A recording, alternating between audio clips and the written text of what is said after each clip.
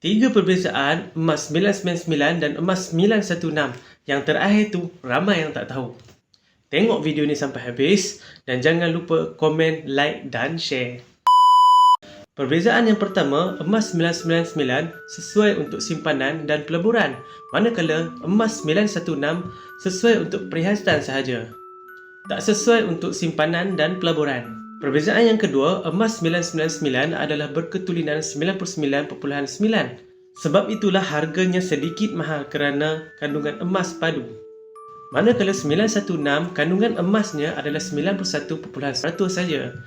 Lagi 8.4% bukanlah daripada emas, iaitu dicampurkan dengan logam yang lain. Perbezaan yang ketiga, emas 999, spread value-nya adalah 6 hingga ke 9% saja.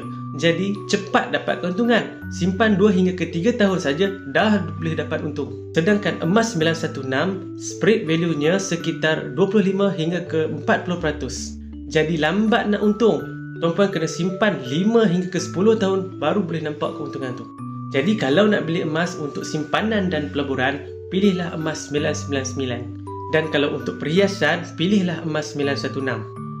Bagi yang nak mula simpan emas 999 serendah RM100 di dalam akaun Emas Gap, anda boleh klik link di bio saya. Sekian daripada saya, semoga video ini memberi manfaat kepada anda. Assalamualaikum.